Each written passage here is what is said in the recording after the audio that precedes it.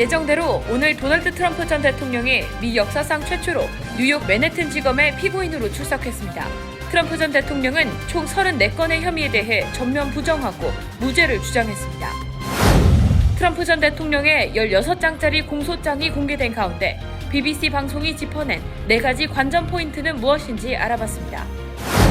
에릭 애덤스 시장이 뉴욕시 예비 행정 예산안을 발표한 가운데 의회가 교육 시스템 지원을 위해 27억 달러 증액한 수정 예산안을 제시했습니다.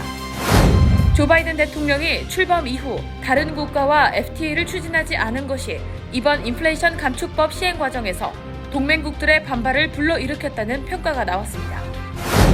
휴가철이면 남녀노소 많은 사람들이 즐겨 찾는 멕시코 칸쿤의 한 리조트 해변가에서 시체 4구가 발견돼 충격을 주고 있습니다. 뉴욕 JFK 국제공항에서 30피트 깊이의 도랑이 붕괴되며 현장에서 작업하던 인부 2명이 쓸려 내려가 사망하는 사고가 발생했습니다.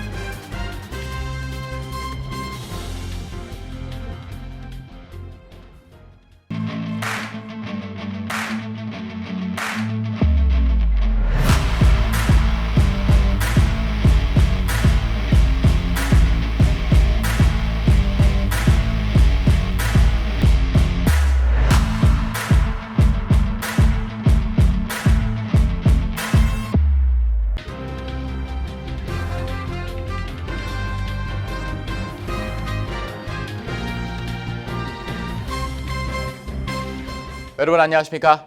KBTV 뉴스9 이창환입니다. 도널드 트럼프 전 대통령이 예정대로 오늘 오후 맨해튼 형사법정에 출두했습니다. 트럼프 대통령 변호인 단측은 혐의를 전면 부정하고 무죄를 주장했습니다.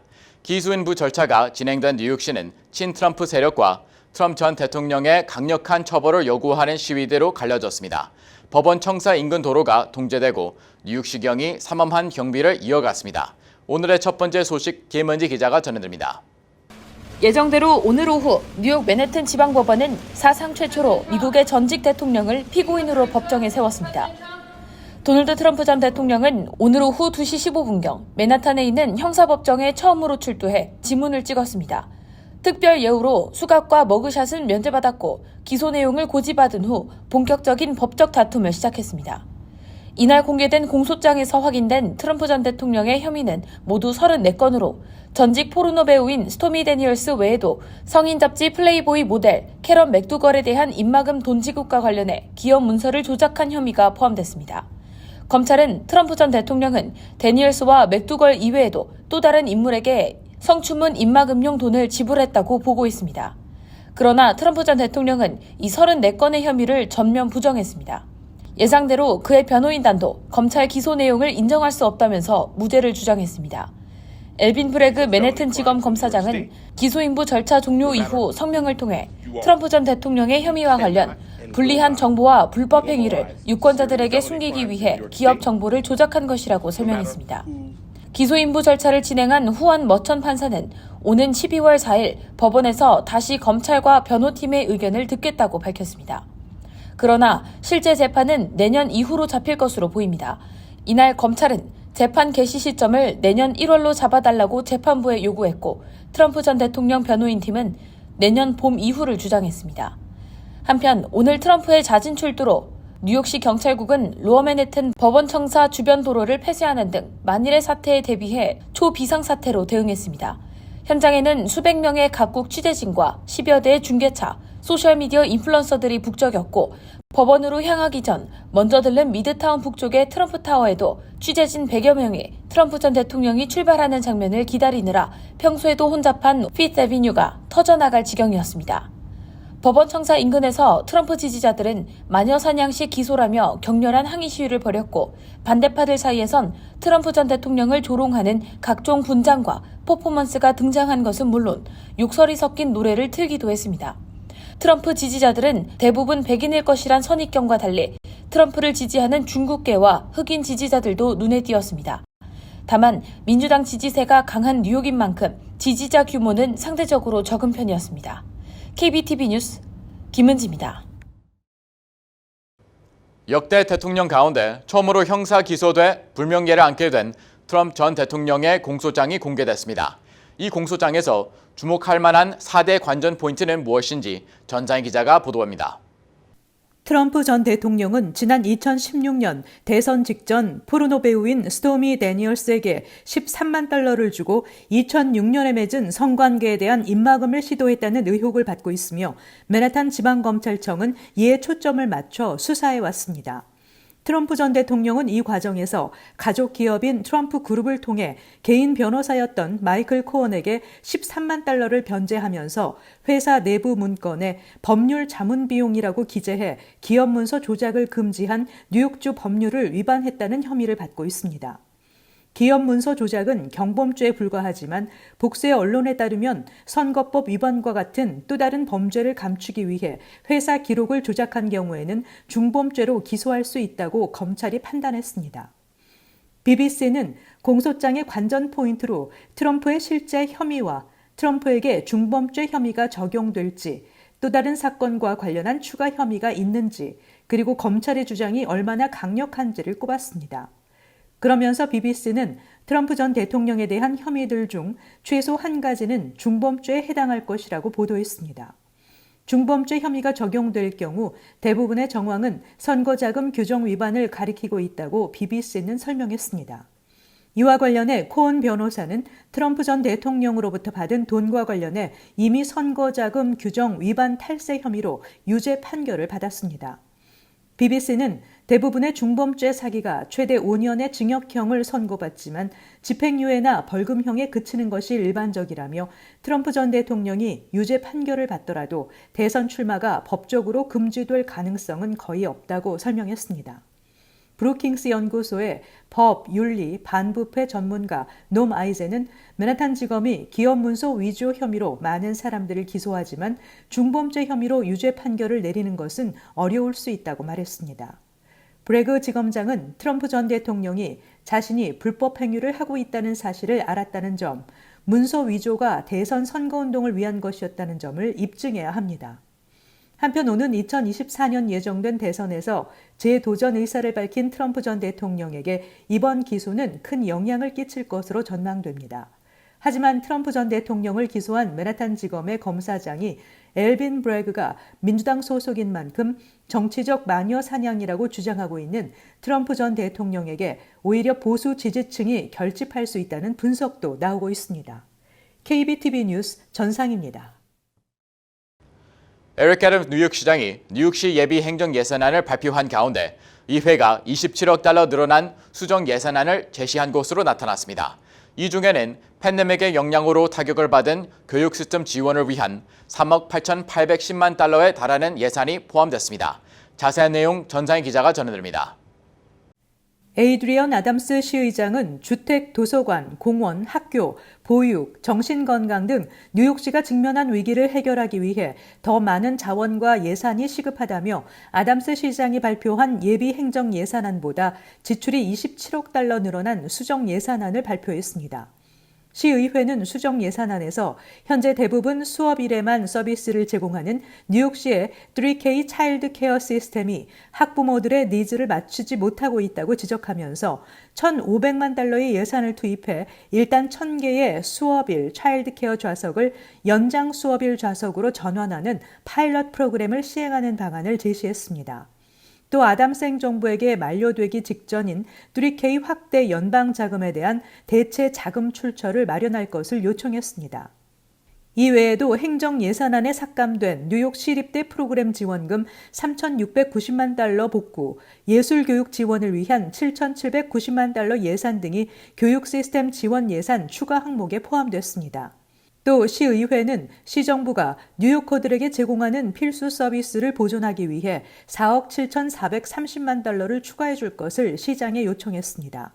여기에는 행정 예산안에서 삭감됐던 퀸즈, 브루클린 공립도서관의 예산 3,620만 달러에 대한 복원도 포함시켰습니다.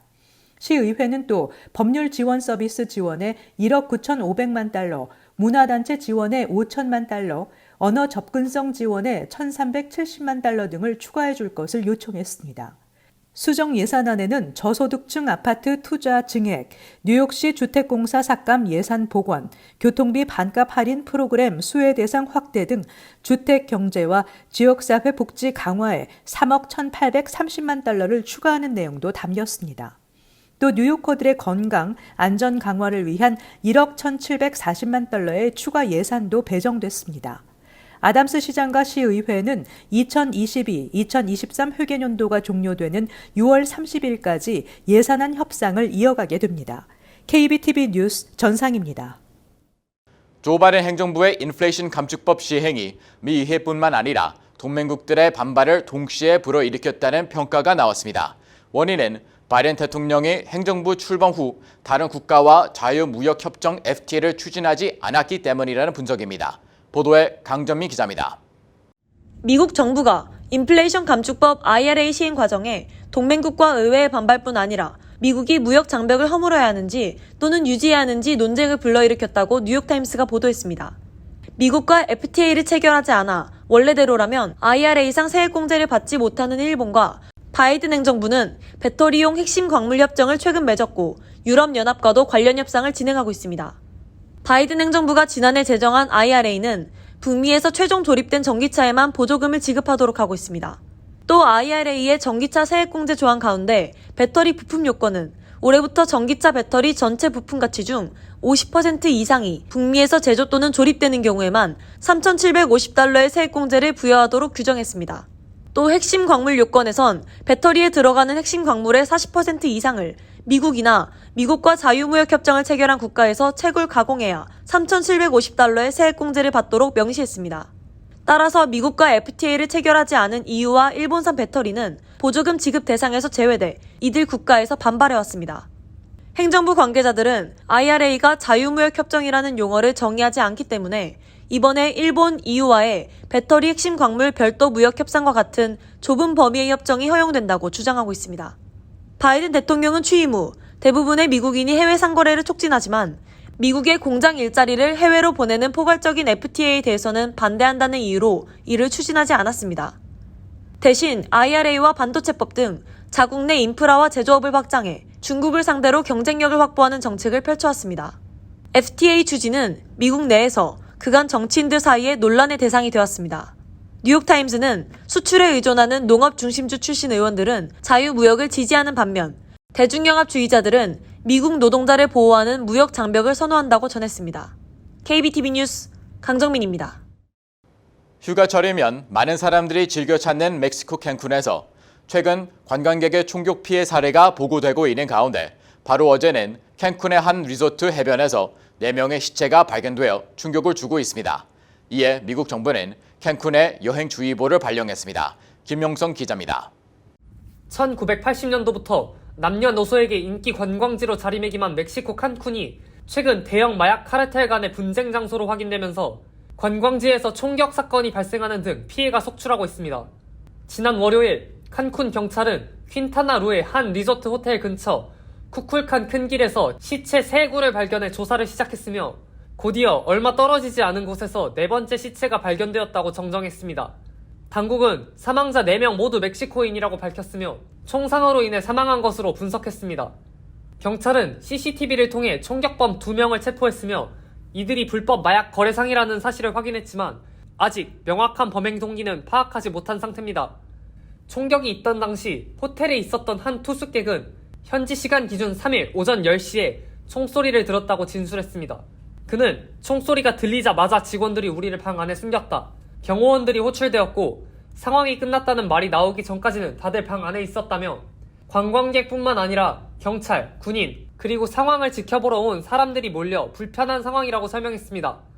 한편 마타모로스 내 대형 마약 카르텔 간의 분쟁이 멕시코 전역으로 퍼지며 최근에는 칸쿤 지역도 분쟁 지역 중 일부로 확산됐습니다.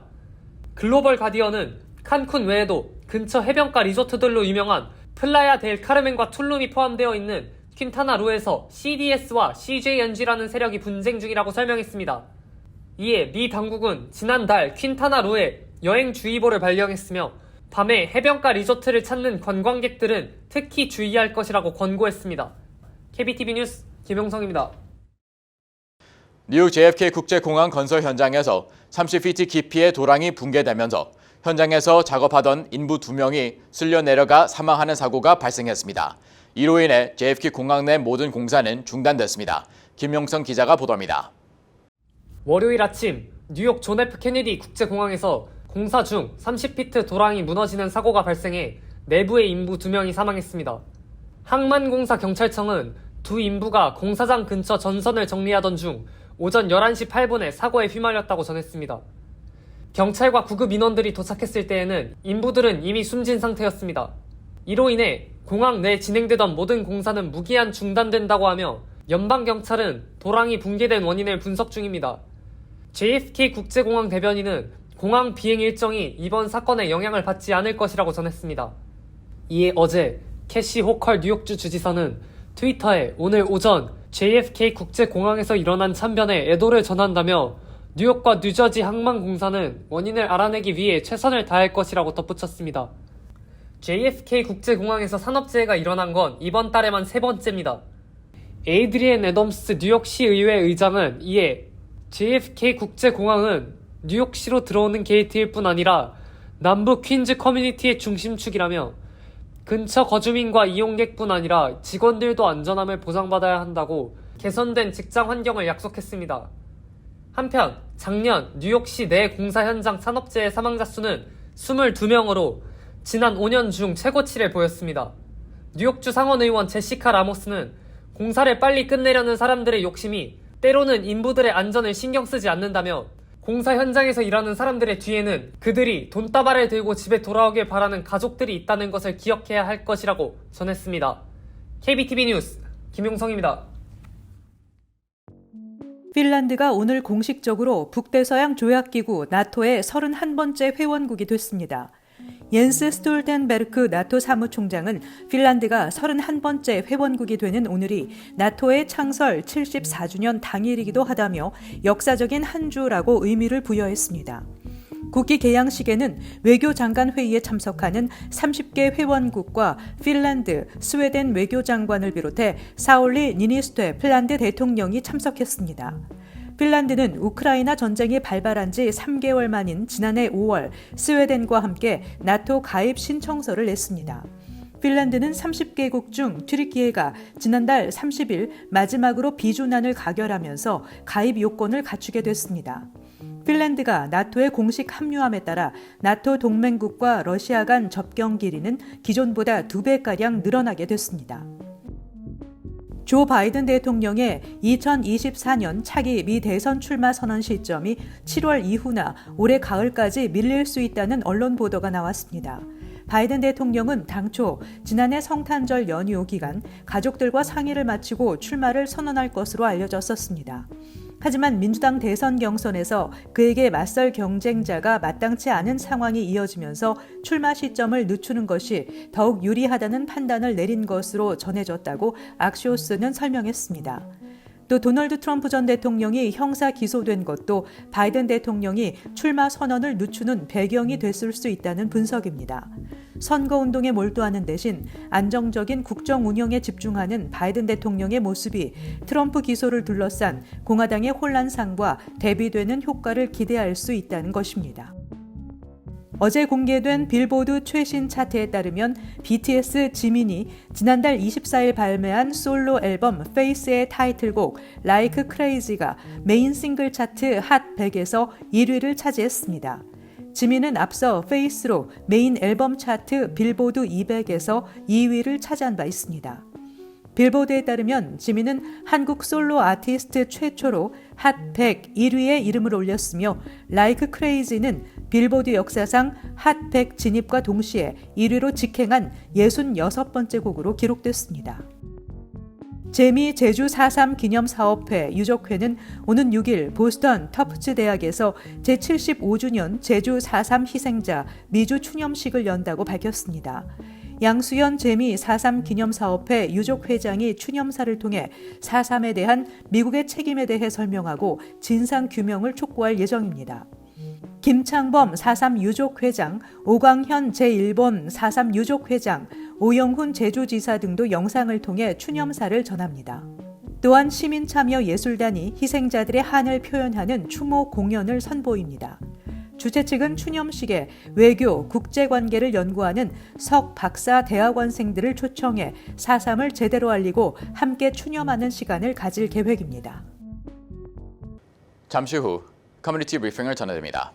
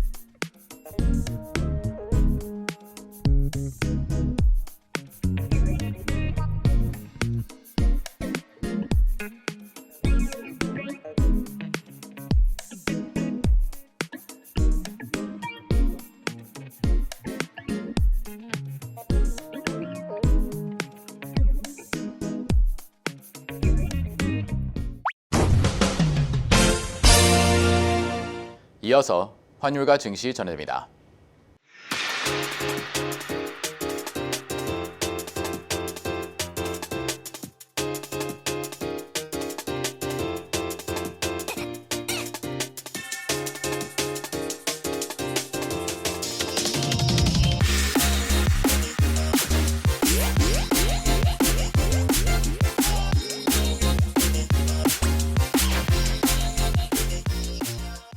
잠시 후 뉴욕과 뉴저지 날씨 전해드립니다.